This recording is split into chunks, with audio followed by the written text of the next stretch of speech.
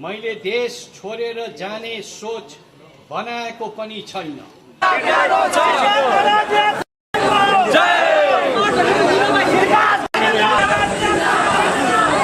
मैले राजगद्दी त्यागेर गल्ती गरेछु। नेपाली जनताले चाहनुहुन्छ भने म फेरि फर्किन तयार छु। ज्ञानेन्द्र शाह। नेपालमा राजा आउँदा ठिक कि बेठिक? यो भिडियो पुरा हेरेर कमेन्ट गरिदिनुहोस्। मैले देश छोडेर जाने सोच बनाएको पनि छैन। म मातृभूमि नेपालमा नै बसी। पूर्व राजा ज्ञानेन्द्र शाहले देशवासीको नाममा दिए यस्तो सन्देश। हामी देश कसरी जोगाउन सकिएला भन्ने चिन्तामा छौँ। पूर्व राजा ज्ञानेन्द्र शाह। पूर्व राजा ज्ञानेन्द्र शाहले अहिले देश कसरी जोगाउन सकिन्छ भन्ने चिन्तामा आफू रहेको बताएका छन्। आइतबार 279औं जयन्ती तथा राष्ट्रिय एकता दिवसको अवसरमा शुभकामना सन्देश दिँदै ज्ञानेन्द्रले यस्तो बताएका हुन्।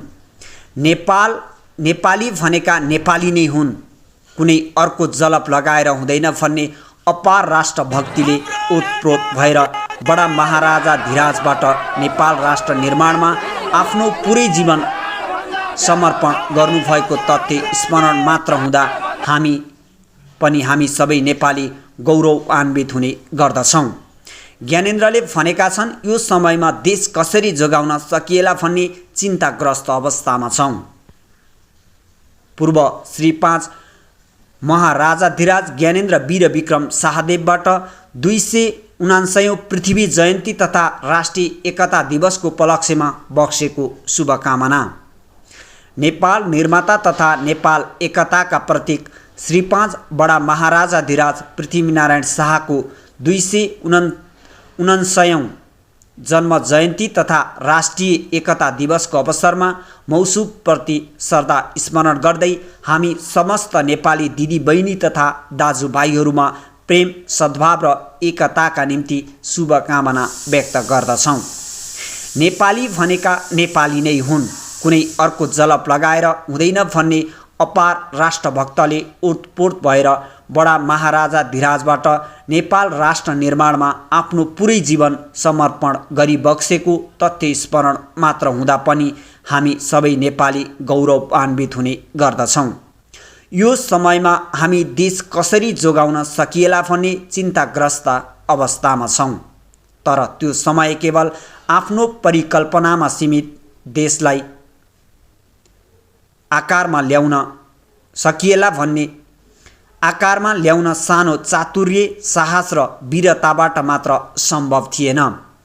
दैविक आशीर्वाद, अध्ययन, साहस, पौरख र कूटनीतिक कौशलको अद्वितीय क्षमताबाट मात्र देवी भूमि नेपालको स्थापना भएको हो।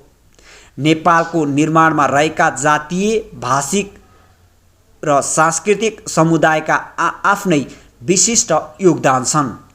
संसारमा कतिपय देश जाति, भाषा र धर्मका नाममा परस्पर मतभेदबाट उत्पत्ति भएका छन्, तर नेपाल विश्वको एकमात्र त्यस्तो मुलुक हो जुन सबै जातीय, भाषिक र सांस्कृतिक सम्प्रदायको साझा प्रयासको उपज हो। त्यसैले आज पनि राष्ट्र निर्माता बडा महाराजा धीराजबाट मार्गदर्शनका निम्ति बक्सेको दिव्य उपदेश नेपालको अस्तित्व रक्षा, नेपालीको एकता र मुलुकको समृद्धि लक्षित भएको महसुस हामी सबैले गरेका छौँ। जनचाहना बमोजिम अभिगी बन्नु शाहवंशीय राज परम्पराका विशेषता भएको तथ्य कसैबाट छिपेको छैन। राष्ट्रियता, राष्ट्रिय एकता, राष्ट्रिय स्वाभिमान र राष्ट्रिय हितलाई केन्द्रमा राखेर अघि बढ्ने क्रममा देशको आवश्यकता र जनताको चाहना हुँदा शाहवंशीय राजाहरूले सक्रिय भूमिका मात्र निर्वाह गरेका छैनन्। संवैधानिक राजतन्त्रको मर्यादा अनुरूप व्यवहार भएको छ र राजगद्दी त्याग्नै सम्मको उच्च साहस र इमानदारी पनि दर्शाएका छन्। हाम्रा निम्ति देश र जनताको हित नै सर्वोपरि रहँदै आएको छ। हाम्रो विचारमा राजनीति भुल्नु नै देश सेवाको उच्चतम साधन हो। तर हामीले बेहोरेको राजनीति कति इमानदार र राष्ट्र केन्द्रित छ, कति जनहित अनुकूल छ त्यसको समीक्षा हुन अब विलम्ब भइसकेको छ। परिवर्तनका नाममा आफ्नो इतिहास, सभ्यता, धर्म, संस्कृति र एकता भत्काउँदै पराया इच्छा पूरा गर्ने अवाञ्छित क्रियाकलाप यहाँ भित्रिएको महसुस आम नेपालीले गर्नु परेको छ।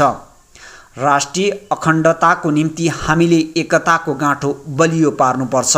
यसको औचित्य हिजो थियो, आज छ र भविष्यमा हुनेछ र रहनेछ। यसैमा पृथ्वी जयन्तीको सार्थकता रहन्छ भन्ने हाम्रो मान्यता हो। जय नेपाल 2077 पुस 27 गते। आज हामीले प्रस्तुत गर्यौं हामी देश कसरी जोगाउन सकिएला भन्ने चिन्तामा छौं। पूर्व राजा ज्ञानेन्द्र शाहले पृथ्वी जयन्तीका दिनमा राख्नु भएको आफ्नो कुरा जस्ताको तस्तै हामीहरूले प्रस्तुत गर्यौं।